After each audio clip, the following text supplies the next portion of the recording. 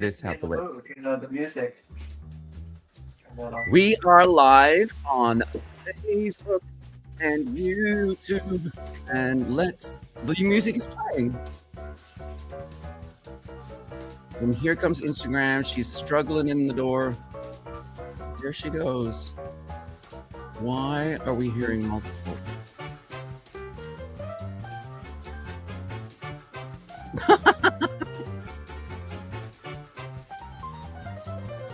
I'm not sure why I'm getting an echo. Are you getting an echo? I'm not getting an echo. Okay.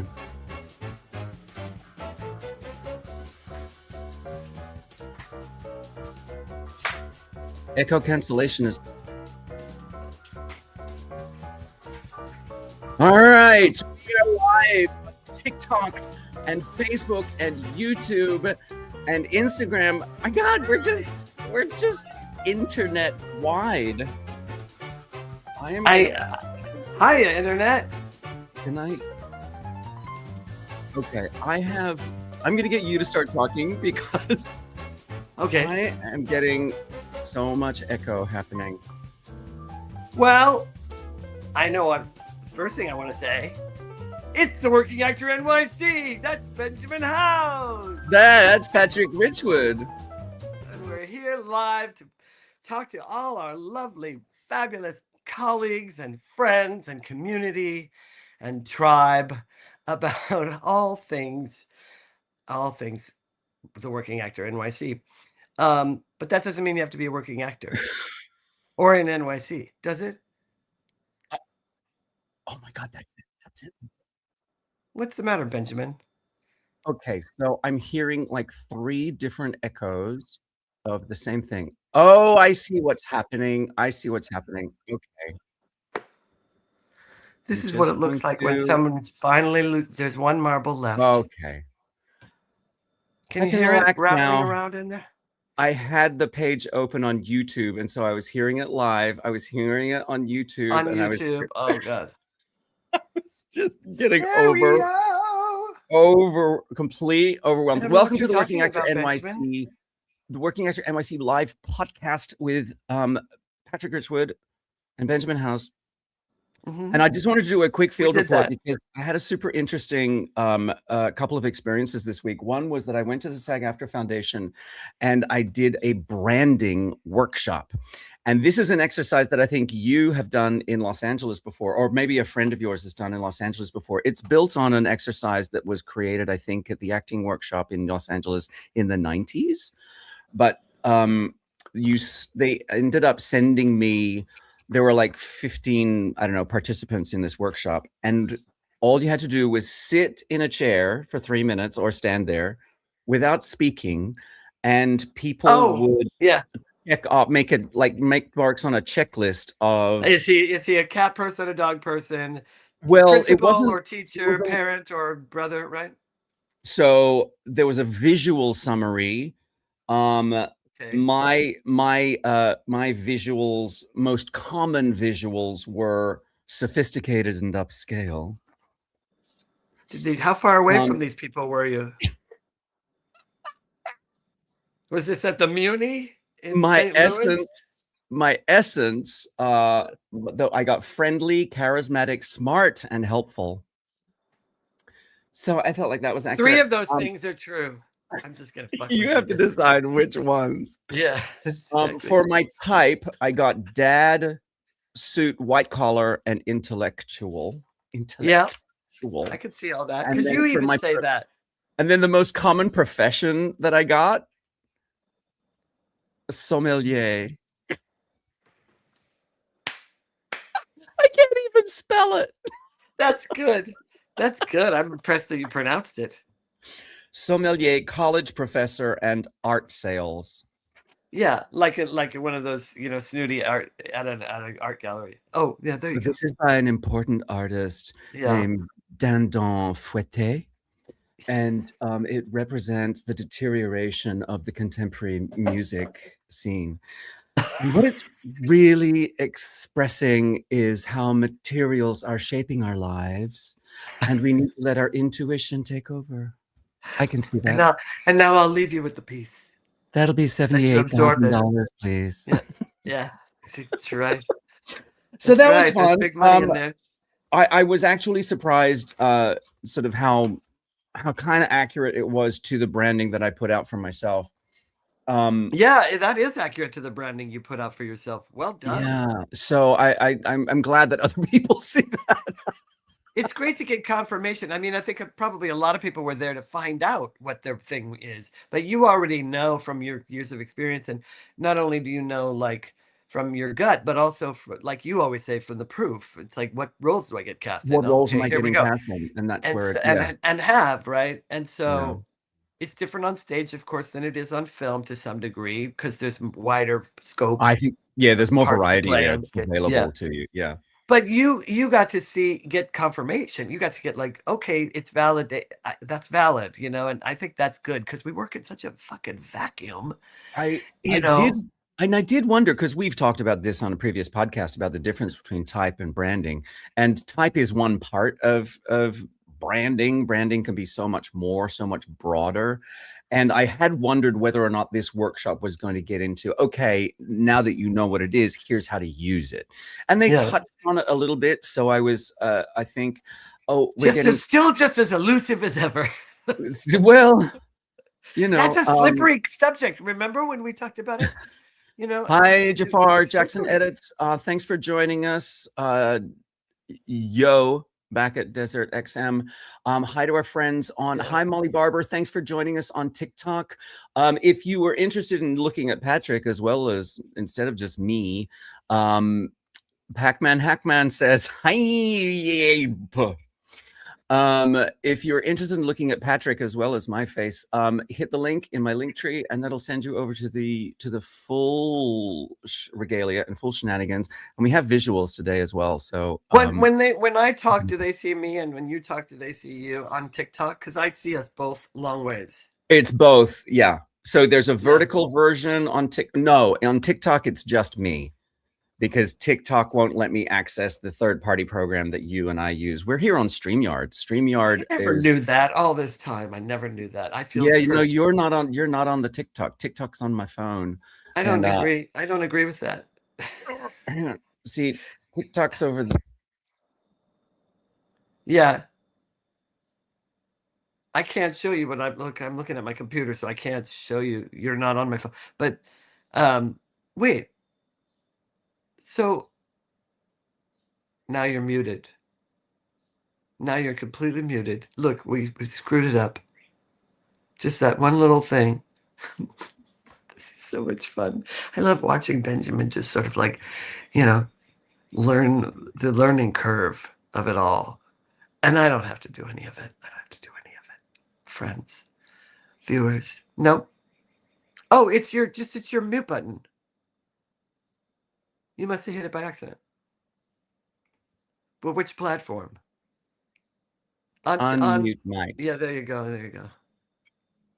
So you earlier, when we were speaking, you buried the lead on something that I think you should talk about, that you should divulge to our listeners and viewers. Okay, so Tribeca Festival started a few days ago, and tonight I'm going to be on the red carpet, because I'm one of the leads in a short film called Daddy's Little Meatball, and we're having the festival premiere tonight at Spring Studios down in Tribeca in New York City. It's very exciting. No, I haven't decided exactly what I'm going to wear. We were discussing gowns earlier. Gowns, diamonds, tiara. The tiara is definitely coming. I think you should do it all. Just go for it. Hi, Summer. I like to try and watch and engage on YouTube, because in my experience, YouTube is the most difficult platform to get engagement and grow on. Oh, well, that's good, helpful tip to know. Yeah, thank you for letting me know that. It's interesting. I feel like all of the platforms are going through a shift right now. But anyway, so Tribeca Festival, we'll do a deep dive about Tribeca Festival, because I have a lot of thoughts and feelings about it. Thoughts and feelings. There's a lot to discuss. Tribeca is the first major film festival that is screening a feature film that is 100% AI generated. So that's spooky. there's the New York Times interviewed Tilly Norwood. So it's the AI actor. Do you know about her, Tilly Norwood? She's a completely AI I've only heard about Tilly Norwood, and I prefer to use the pronoun it for that. Fair. Hi, Miss Molly. We found you. So everyone go engage on the YouTube for our boys. Thank you, Summer. I appreciate that. So yeah, really, you're missing out on the best half over here. Come on. You are. You're pretty TikTok, half. You're not looking at the good version. Sorry to say it, but if you hit the link tree and hit that first button, Laura's here. Hey, funny mom, thanks for joining us. But Laura is here. So everyone to get yes, Delta 4. Hi, Delta.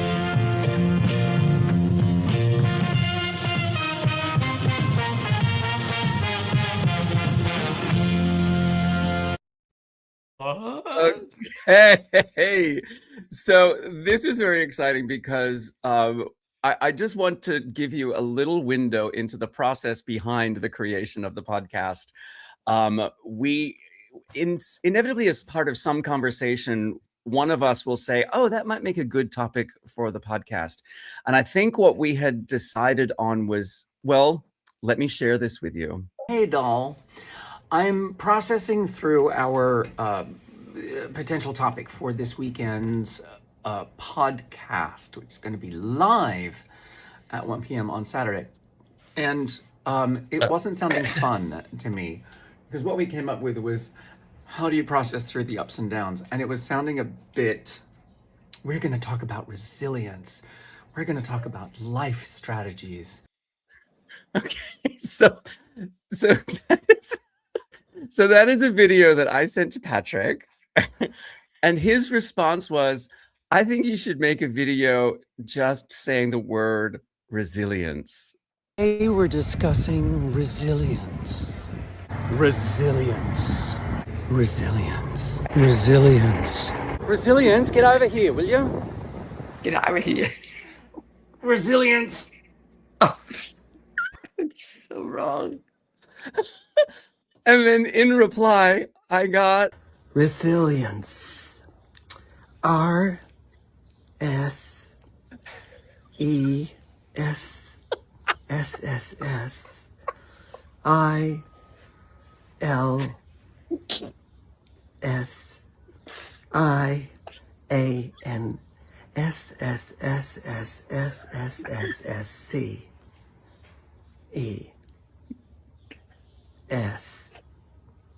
Resilience. I got an A on that. That's really so wrong. It is a miracle that we actually get any work done. I was thinking, when I try to not have my lisp, I sound 40 times gayer than I already do. And so I was like, let me lean into it. It's Pride Month. What's the gayest word I can think of? So I came up with, resilience. And I also thought of hideous. That's a good one. And sassafras. But do straight people even say the word hideous? No, it's only a gay word. And it's only a gay word, right? From the 1940s movies. And then oh my God, it's only women hideous. Saying it. And then the best one of all was, if I'm going to really gay it up for Pride, it's going to be Aperol Spritz, which I think is maybe the gayest name of a drink that ever existed. And I love it. I'm embracing it. I say embrace the spritzes. We're going to get letters. We're going to get so canceled. Oh my God. I embrace our 7 followers. Holy cow. But we did decide to talk about the coping mechanisms of actors, artists, and there's such a range from healthy and unique and everything all the way over to like terribly, terribly unhealthy, and you need to unhinged. And you probably Completely need to see unhinged. somebody. You need a team of people working with you right now, with To all the letters way behind to their names. have you talked about your therapist with this? I have discovered. So I was telling you that I love doing some research on this, because I was like, this reminds me. Oh yeah, that's right. I do that. I forgot. I got to go back to that. You forget. Yeah, One of the I'm dying things. to know. Tell me what you found. Well, one of the things that I've noticed in life in general is that, we work really hard to develop tools to use for, to strengthen us and fortify us in life. Life is hard. Yeah. And but then the problem is we forget to use them. Like like if we have them and we don't know when they're gonna be needed, like we haven't figured out what triggers them. Uh-oh. Uh-huh. So Right. I was looking at these things. So I was looking at, okay, well, what do I do? What do I do? As an actor for stress? I do PTSD breathing, Oh, which what? is Wait. also yoga Okay. breathing. It's a technique where you calm yourself, and I close my eyes. I sit down and I close my eyes, and if I can, or I stand next to something and I just lower my gaze, and you do out for 4, count for 4. Oh, the four. You hold for 4. You breathe Yeah. in through your nose all the way deeply, as deeply as you can. Oh, For 4, you go slowly. yeah. You hold for 4, and if you can, it's good to say it out loud. I mean, I've not I've out heard that loud, but called. like it's literally in your mind. 1, 2, Yeah. 3, 4. I've heard that called And you box breathing as well because of the 4, cycle. box breathing. Oh, it's Yeah. great. I mean, it'll calm you and bring you into the present. And it kind of, because you're counting and you're breathing and everything, and you're concentrating on that, it sort of does a reset. It's really good. I also It hits the vagus nerve, I believe, is the point of box breathing, is that the vagus nerve. there's the Las Vegas nerve. There's the The gayest vagus city. nerve. There's the gayest city in America, Las Vegas. Oh my God, the vagus nerve. That's interesting. I wonder what's like. Yeah, the vagus nerve. I gotta be me. I gotta be me. Come on back, folks. It's like, is it that? Try the fish. Okay, well, I'm gonna immediately rank box breathing or PTSD breathing as healthy. Yes, that's a healthy one. These are my healthy ones. EFT tapping. I don't know if you've ever heard of that, but it's like you do a butterfly Is this what hug. Emily Blunt is doing on? No, that's Those EMDR tap. Yes, that's right. That's EFT. That's. Let me think. Which one is that? That's EFT tapping. Yeah, that's right. Yes, you do here, and then you do top of your head, and then you do, your eye and your thing, and there's a whole. You can do a narrative that goes with it, and where you think of the thing, you rate the thing that's like, oh my God, I'm so anxious, I feel like my heart's going to leap out of my chest. Okay, and then you start with a whole. You start with the karate chop thing, and you do here, and then you do here, and then here, and the whole time you're saying it, you're doing it's just, you can use either hand. It's just, you don't have to, it's just very light. Right here, I mean. And then you do you say, oh, this stress, really, I really feel like my heart's going to pop out. I really feel like it a lot. You say it, you reiterate it, and then you do it again, and you say it like people should look it up because I'm going to say it wrong. I was going to say, like, I mean, this comes with a medical warning, but definitely look it up. Yeah, but you can't harm yourself, actually. It Sure. doesn't work that way at all. It really doesn't work that way. It'll either reset you or it won't do anything, but it will do something because it really works. It really, really works. No kidding. It really is great. But Google it and look for a narrative about it, because look for somebody demonstrating it, because when you do a narrative with it, it ends up going from like 100 being the worst down quickly. And I've watched myself de-escalate from things that I thought I was going to explode in a matter of minutes, because I had somebody talking me through it. Right. Interesting. Well, I love that one. Yeah. All right. And then That's EMDR also tapping. healthy. And that's the one that a lot of people do that. And then the EMDR tapping is the one where you you do a butterfly hug, and you alternate. You do alternate. This I triggers the have thing seen that that.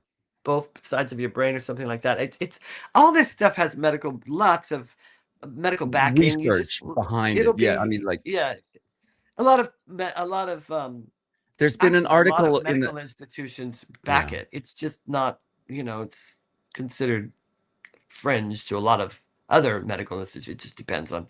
Anyway, those are my stress ones. Excellent. You're doing And then great. if I'm between jobs with no work in sight, my 3 are be social. That's my first go-to. That will help me cope with the feeling of like, "Oh my god, I'm never gonna work again." Right. Um, get Community. creative. Yeah. Oh, well, that would have been my number one, would Yeah, just my make number sure that 2 is there's get a creative. It would be number 1 would be social because it's easier. I mean, for me, yeah. if somebody says, "Hey, wanna go to breakfast tomorrow?" Yes! And then I'm great. I mean, I'm completely myself. I'm not like, "Oh, thank God I can pretend I'm not, overwhelmed by that or stressed out by something." I'm really not for the time that Right. I'm with friends. And the third thing, which is in that same vein, is, do be of service for someone else, which sounds That. very Oh my altruistic, god. but it's actually really works. The only thing about that 100% one. the fastest way to get out of your own shit is to help somebody through theirs. Yeah. Like, be of service to somebody, be helpful to some way. Oh my god, that saved my life last But year. that comes with a Beautiful. warning for me from me, which is What's that? it can also be a way to dissociate. You have to be careful about it. You have to be like, I'm doing this for, I'm really doing this for them. And I get something out of it too, because you can let yourself get completely lost in someone else's Lots of stuff. stuff without dealing with your own. Yeah, and it's so it's a way to dissociate. It goes from a healthy way to kind of cope with something and Yeah. stay, buoyant, over to now I don't have to look at my own life because I'm too busy Interesting. dealing with, whatever. Yeah. Yeah, so I hear that's got to be a healthy balance, for Yeah, that sure. has to well, yeah, somebody's yes. I'm just gonna do a quick TikTok. You're missing out. There's visuals. There's Patrick over on the YouTube. Hit the link in my link tree to the I'm so office hours in the excited. green room link. Reach Come and the join link. us over here.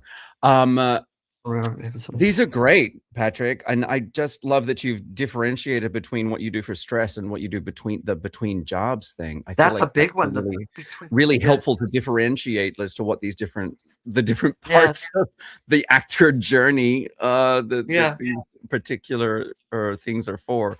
What was there another one? Was there a There is another one. There's on set. okay. I think this one is really useful for people at any point in their career. The first thing is I often stay very light and try and and actually just naturally keep my mind away from the story, because it kind of does it. It kind of is a way of staying present. And also, there are times when I instinctively don't want to overthink what they're setting up for. I just don't want to overthink it. I've done my homework.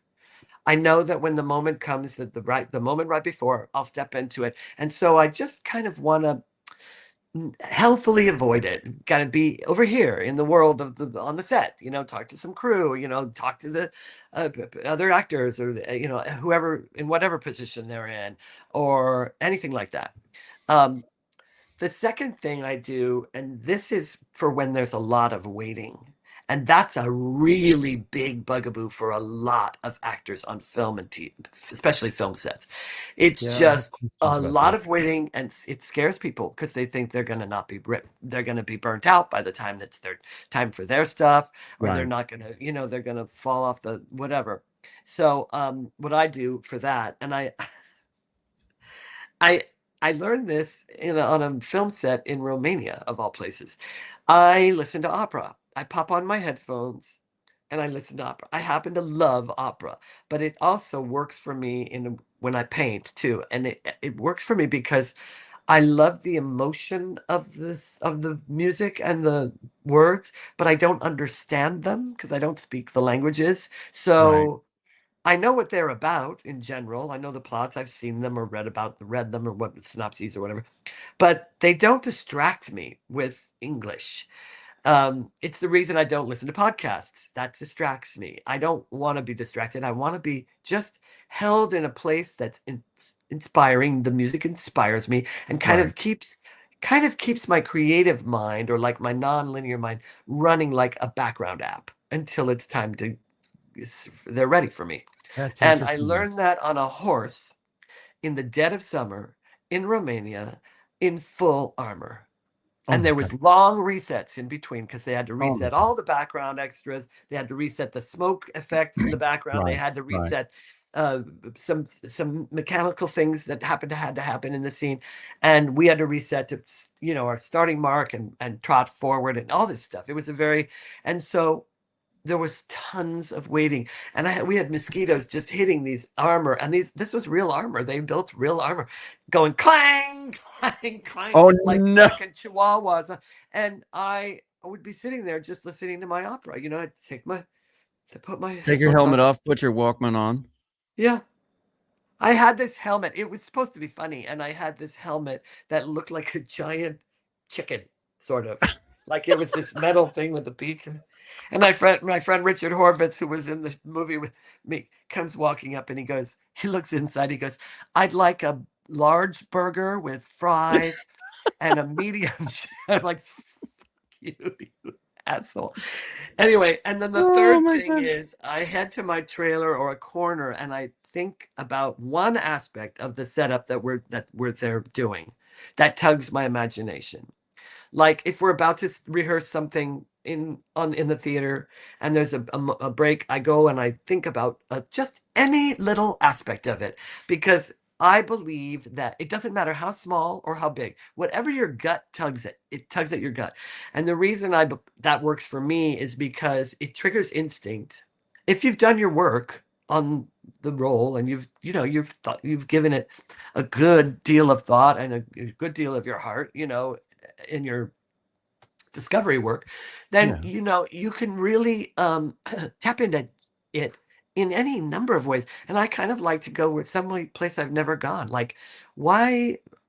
I don't know. Like, why are we sitting inside today instead of outside on a beautiful summer day? I like to think like that because it kind of gets me into the subconscious of the author, and I find things I didn't realize that inform the whole thing. Just focusing on a detail that you hadn't necessarily, that doesn't particularly impact the preparation that you do for the scene. Not at all, except allows you to stay present with it in a way that you hadn't considered before. And also it takes me any point of access will take me to the same place, which is the bandwidth of the story.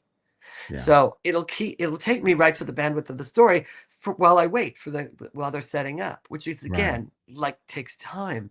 So if it's not a light-hearted thing, and I really do have to make sure I stay there, kind of mentally, emotionally, that's my way to do it. I remember learning that on the Seagull, which I was doing in LA, and I was playing Constantine, and it's the third act, and it says he has to go off and play the piano for a while. It's a very sad situation for him. He's really lost, and and at the time in rehearsal, I was really struggling with, am I still in love with Nina, or have I given up on her, or have I, I'm looking for clues here, you know what I mean? And I thought about, it says in the play, Constantine goes off and soon we hear a waltz playing on the piano. And for some reason, I can't remember, maybe somebody prompted this in me. Maybe it was Sabin, our director. I don't remember now, but I thought, why a waltz? Why a waltz? And then I looked it up, and it was like, the waltz was brand new in Russia. It was brand new, and it was considered very, almost erotic, because it was the first time men and women were actually holding on to each other in this intoxicating whirl. There wasn't a dance like there were there were fast dances and but they weren't romantic in nature. They weren't completely romantic, like dripping with romance, and also contact. Like you're touching the small of her back, and she's holding the palm of your hand, or maybe she's touching but still you're and I went, oh. I'm completely in love with Nina. I'm still holding a torch for her. Right. It's no accident that he wrote that. That's how it went for me. Anyway, shunk, in I went. Right. And it formed the whole rest of the play for me. Yeah. Just from some little thing like that. I didn't, my gut or something, Anyway. These are all very healthy and admirable coping strategies, my darling. I'm where's the juicy bits?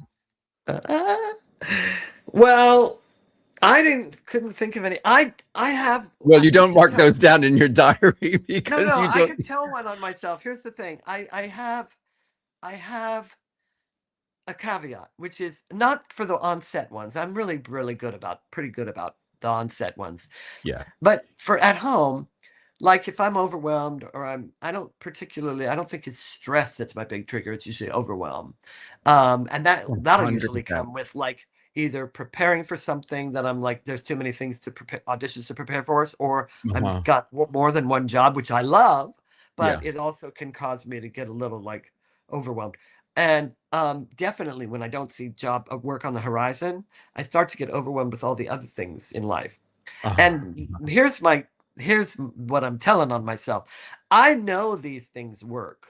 Like I know, for instance, if you're overwhelmed, the 5 minutes a day rule is fucking fantastic. You pick one thing that's overwhelming you and you put it in the calendar. Every day I'm going to do exactly 5 minutes, no more and no less. Right. And the key is when the alarm goes off, you stop that task. Right. And that mountain turns into nothing in a week. And I don't know how it works. It's magic. Because 5-minute periods, 5-minute periods should not be able to get your taxes done or whatever. But it's like it does. It builds. My point is, I know that works. I have seen it work. It is gold every time. Do I do it? No, I wrestle with my own things that keep me from doing it. Yeah. I mean, I do it when I conquer that. But like that's the thing about all this stuff. It's like, how do I get myself to do it? I mean it. Yeah.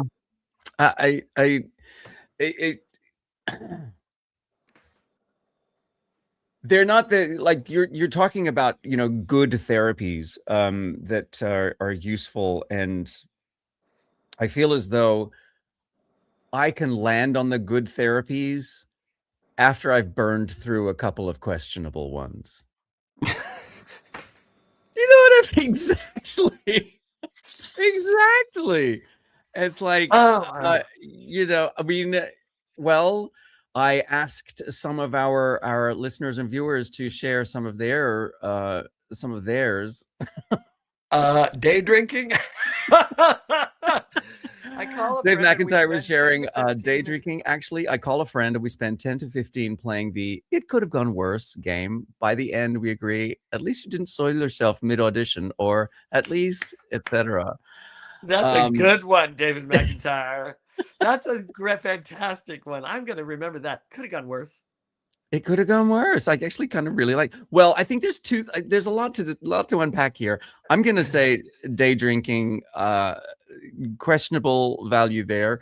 That's right. But I'm going to say it's a Sunday, common. Of course. I mean, that goes without saying, unless it's a Sunday. Yeah. I'm going to say it's not uncommon. I would say that when things have gone particularly bad, overindulging in something that isn't good for you is a common one. It's a common one. I will certainly admit to, God damn it, I deserve a bacon cheeseburger. You know what I mean? Like I did all this work and it came to nothing. God, fuck it. I'm going to get a bacon cheeseburger. Do you know what I'm saying? And the magic word is Entenmann's. We have Entenmann's for 10,000, please. Yeah. I know. But then next to hit onto, I call a friend. I mean, tapping into your community, tapping into your loved ones, tapping into knowing where that shoulder, that supportive shoulder and the knowledge that you're not alone. Like there's another person right there that knows exactly what you're going through. It's really super helpful. Super helpful. I mean, and these are the strategies that you can get in ahead of time. You can prepare for these. But then I do love this. It could have gone worse game. Like, We're going to start playing that from now on. You and I are going to start playing that from now on. It could have gone worse. At least you didn't soil yourself mid-audition. Yeah. I mean, I had a friend who used to say, well, I didn't fart soil himself? Oh, no. Yeah. No, she'd say, I didn't fart in their face. If it was an audition that she was like, she would be like, well, I didn't fart in their face. And I was always like, well, that's good. Is that the bar? Yeah. You know, the other thing that I really support and love about this strategy that Dave is talking about here is the time limit. 10 to 15 minutes of playing this game. I say, yes, time limits are your friend. And time limits are your friend. That's true. And they preserve your friendship, because chances are only one of you is calling with the catastrophe. The other one just knows exactly what it's like. So, you know, nobody wants to be a therapist for too long. It is smart to do a time limit. Very smart to do a time limit. And I pointed that out to Dave, and he replied with, the time limit was one of the greatest gifts my father gave me. He told me I had 24 hours to mope about something wrong, then put it away. Served me well as an actor and as a teacher. You'll notice there is no time limit on the day drinking. As long as you're not day drinking while you're teaching, Dave, that would be important. But yeah, I feel like putting a time limit on the moping is a super smart thing. And it's interesting because I feel as though if 24 hours later or 48 hours later, I'm still cogitating on whatever the catastrophe was, then I know that whatever coping mechanisms I was using are not working, and I need to dig into them again. Right. And also there's the other thing too, for me anyway, which is like, if a big thing happened and you have to get over it, you know, you got to move on or whatever, I'll find myself 15 years later while I'm washing the dishes having that conversation again. Oh yeah. Oh, well, you know what? I'll tell you what. You know what I think? That's just, how about that? Oh my God. I'm washing the dishes. And then I'll be like this, Patrick, are you kidding me right now? But it's so satisfying. It's not satisfying. It's default. It's for me. It's not satisfying. It's just default because, you know, like, they're not. But here. I won the argument. I mean, I'm alone and I'm doing the dishes, but I won the fucking argument. Exactly. You won the argument with the cutlery.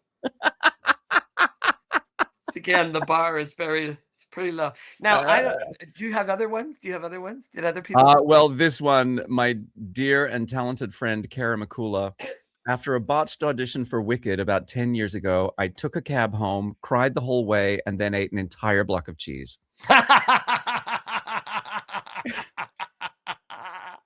That's I am going to rate taking a cab home healthy, 100% healthy. Crying the whole way, also 100% healthy. Entire block of cheese, questionable. But I mean, you know, it sounds like it's not a common occurrence, or she wouldn't be. It sounds like a, you know, milestone thing, you know, like a once in a blue moon. But I will say, what kind of cheese? That's the question. It's got to be a good one in order to get through an entire block of it. I was gonna say, give me a Stilton, or what's that one that's like the cheddar that's really old with like the crispy sort of parts in it? No, that's too much with the crunchy bits in it. Yeah, no, I know what you're saying. But like Trader Joe's unexpected cheddar would be top of the list for me. Look at Kara's like, you guys are missing the point, okay? We're like, stinky or sweet? What do you think? Spreadable or hard? I don't know. Let's try. Drive through the fresh fruit. Let's lay out a cheese board right now and put that to the test. Let's get this. Okay, on today's charcuterie platter tips. Yeah, that's right. I did read. I remembered that a friend of mine had said he regularly quits the business. I don't know if this is still a practice of his, but he regularly would quit the business. He would say, I mean it. I'm done. I'm going to now go coach, or I'm going to now do real estate or something. And he's like, he'll tell his agents, he'll tell everybody, and everybody kind of knows like, oh, it's okay, he's quitting the business again, you know, but he means it. And sure enough, everything hits resets for him. Now that doesn't work for me because I know I'm lying to myself. Well, I was going to say, I'd rather walk into the ocean than quit the business. Then quit acting. I couldn't do it. So I don't have any too much of myself. I've invested too much of my life. I moved continents to do it. I couldn't pretend that I was just going to give it all up. Even if I took the entire past and forgot it, let's say, leading up till now. I just couldn't. I don't want it. That for me, that would just be kind of like sidestepping, because I would know I was lying to myself. But my friend meant it, and several actors. I was looking it That's up. interesting. Several. What's her face from Schitt's Creek, who played the sister? She was so good. Annie. Oh God, what's her name? Anyway, I love her, and I can't think of her name. Yeah, that's gonna drive me If crazy. anybody knows it. So, and Um, she quit the business like 2 days before she got that audition. She was like, exactly Annie she Murphy. had like, $5 in her or something in her bank Annie account. Murphy. She was like, Yeah. Yeah. Did Eddie Murphy? Oh, Annie Murphy is her oh, name. Annie Murphy. That's right, Annie Murphy. I thought you said Eddie Murphy. I was like, did he?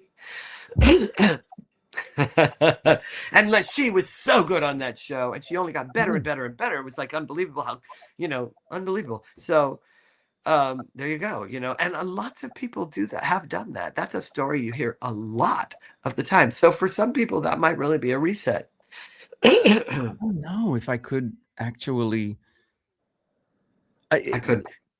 I couldn't do it. I really couldn't do it. I've invested too much.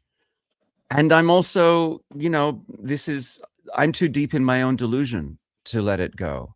I am so that it's true. It's like, I am so smile and convinced. nod. Everybody just smile and nod. Exactly. I'm so convinced that I am really good at this. And Yeah. it's going to take as long as it takes for everybody else to figure it out. Yeah. Well, they have figured it out, but yeah, I know what you mean. I'm going to give up first. Y'all have No, just I got know to catch up and figure it I know out. what you mean. I alternate between, no, I'm really good at this. This is what I should be doing. And everybody's been lying to me all along and just didn't want to hurt my feelings. They've all been like, yes, Patrick, you're really good. Back and forth. But it depends. I have to get really at the bottom of the barrel from like lack of work or lack of exposure or lack of creative output before I get there. And then I'm like, oh, I see what's happening here. It's catching up to me at last. Right. And I feel as though, and please correct me if I'm wrong, that if you hit one of those periods and you haven't already set in motion the new creative component, whatever that might be. This was actually an interesting one of the things I really got out of a talk that I went to at Tribeca Festival yesterday. There were two filmmakers talking, and somebody asked them about the slumps. What do you do between the jobs? And one of them, did I write down his name? Yes, I did. His name is Nardeep Kurmi, and he is say it again. Nardeep Kurmi, Khurmi. Yeah, and he was part of the Panel? Untold Stories cohort at Tribeca Festival last year. And he is a filmmaker. He is also an actor. He is also a writer. And Stacey Seeley was the other panelist. She's a filmmaker and inadvertently a writer. And they were talking about those slumps as being the periods when other things kick in. And Nardeep in particular would say, I take acting jobs, right, for the money, knowing that in between those jobs, I'm doing investment in my career. It's the writing, it's the creating, it's the keeping the creative ball spinning. It's like there are the jobs where I make the money, and in between are the investments in my career. That I can see how that would work for a lot of people. That's good creative strategy. That's a good strategy. And it's also good because it's trajectory thinking. It's contextual. Like my context inside of which I work is, this is how I support myself, and this is why, or this is how, and this is to the, so that I can perpetuate this stuff. What's missing in there that I didn't hear, that I'm sure is there for Nardeep, is the creative, the creative bandwidth. Like if they're, the acting jobs are for money, and this is how I perpetuate my career. Like this is the work I do to make sure I work more.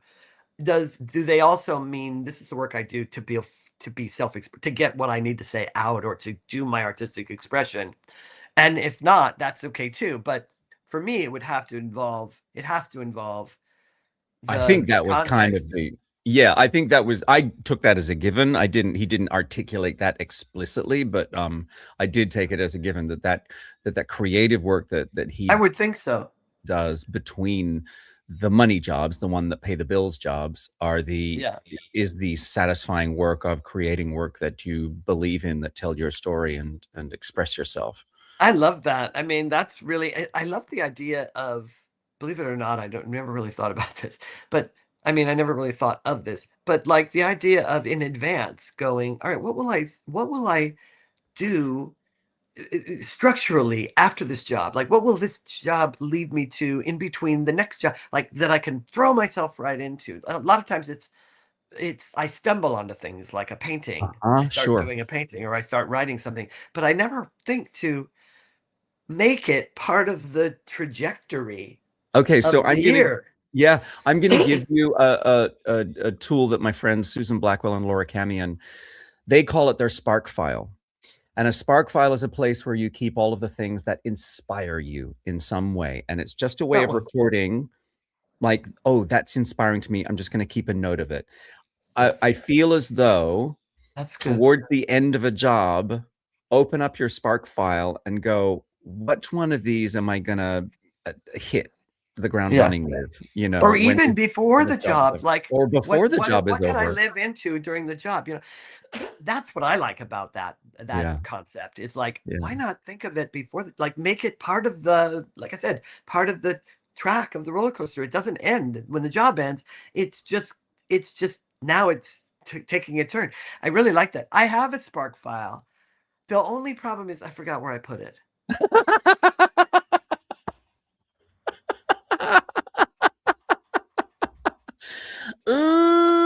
Yeah, that's my life in a nutshell. I forgot where I put it. Sort of. I have one. I know I do, and it's somewhere. I go everywhere with my notebook these days. My hardcover. I thought that was a purse for a second. I thought that was like no. I go everywhere with my notebook these days. Friends, family, fans, and listeners and viewers, thank you so much for joining us on an episode of the Working Actor NYC.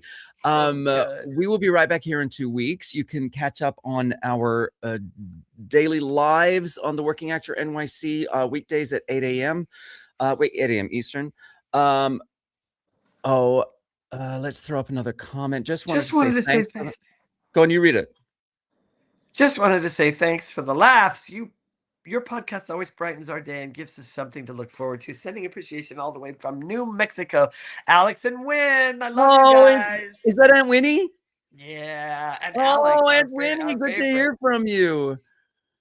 Hi, pals. Thank you. You brighten my life. You brighten our lives. So there. And if you want to check out more about the Working Actor NYC, find our website, theworkingactornyc.com. You can also find us on Instagram and TikTok and Facebook and YouTube. And you can watch all the past episodes or listen to them if you want on YouTube. And on YouTube, there's all sorts of resources there for you. Yeah.